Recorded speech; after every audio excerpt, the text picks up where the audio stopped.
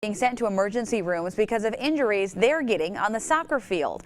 That's according to a new study by doctors at an Ohio children's hospital that found 3 million children had soccer-related injuries over the past 25 years. And they found concussions were increasingly the cause of those hospital visits. But as Fox 47's Susan Alcori explains, it could be because more coaches and players know what to look for. There's no toughing it out on this field. Injuries are one thing Coach Scott Dane doesn't take chances with. If there's any doubt about a player's safety or health in a game, then they'll sit out. One of the biggest things on his radar are head injuries. So at the beginning of the season, each of Dane's players go through baseline concussion testing. Then if they do have a head injury or there's a collision, they have to go through a concussion protocol and they have to be able to pass some tests based on those baselines. It's a precaution that could be why more kids across the country are being sent to emergency rooms with injuries they got on the soccer field.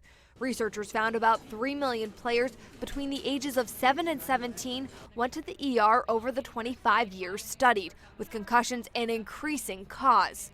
But Dr. Matthew Safarian with Sparrow Sports Medicine says it's likely because more people are reporting symptoms that were overlooked before. If anyone's suspected of having a concussion, that the coach pulls them out and doesn't play them again, and then sees a physician or a healthcare provider who then returns them to play for their own safety. While the study didn't look at this, sports medicine doctors tell me the increase in injuries could be because more kids are picking one sport at a younger age and playing it year-round. That can lead to overuse and overtraining, making kids more susceptible to injuries. They're playing it year-round now instead of switching to other non-contact sports such as track or cross-country. Knowing players could risk serious long-term injuries, Coach Dane says he keeps his eye on the bigger picture. You don't want to make the injury worse than what it was originally. Susan Alcori, Fox 47 News.